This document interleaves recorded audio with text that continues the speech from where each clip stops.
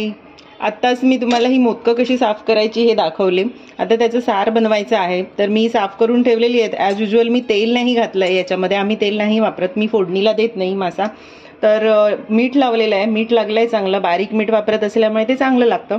आता हे पहा, हे वाटण केलं आहे. तर मागे मी बांगड्याचं टिकलं बनवलेलं, त्याच्यासाठी जसं वाटण सांगितलेलं तसं सेम वाटण केलेलं आहे. फक्त क्वांटिटी कमी जास्त, जसं तुम्हाला ते साराचं प्रमाण, जेवढं प्रमाण हवं आहे, जेवढी क्वांटिटी हवी आहे त्याच्याप्रमाणे खोबरं वाढवायचं, मिरची कमी जास्त करायची. तर आत्ता मी याच्यामध्ये हे वाटण केलेलं आहे ते घालते.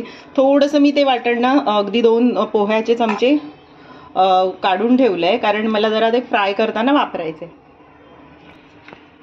हे पहा, आता मी हे सगळं व्यवस्थित काढून घेते आणि क्लीन करून घेते व्यवस्थित हे भांड. त्याच्यामध्ये पाणी घालते. हे पहा, हातानेच करते सगळं.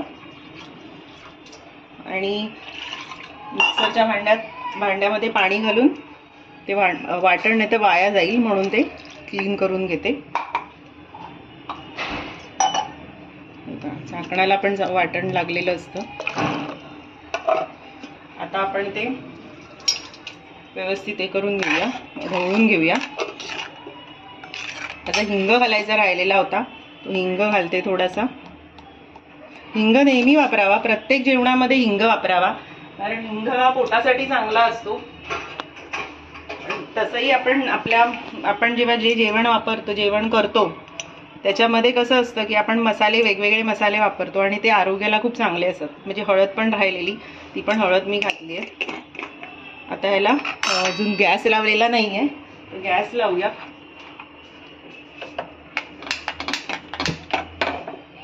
गॅस लावला मी. हे पहा, याची क्वांटिटी मला हे जाड वाटतंय.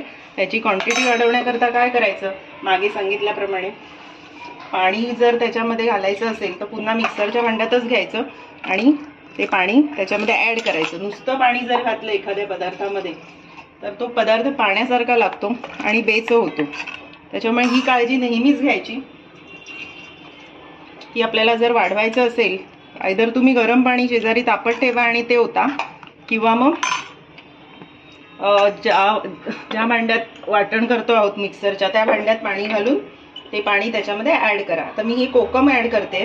कोकमाने खूप चव येते छानपैकी जेवणाला, म्हणजे मच्छीच्या आमटीला नेहमी कोकम घालावं. हे पहा, हे बघा, आता हे सार उकळेल आणि ते उकळायला साधारण 10 मिनिटं लागतील. पटकन शिजते ही माशाची आमटी. आता आपण 10 मिनिटांनी पाहूयात. मीठ घालते.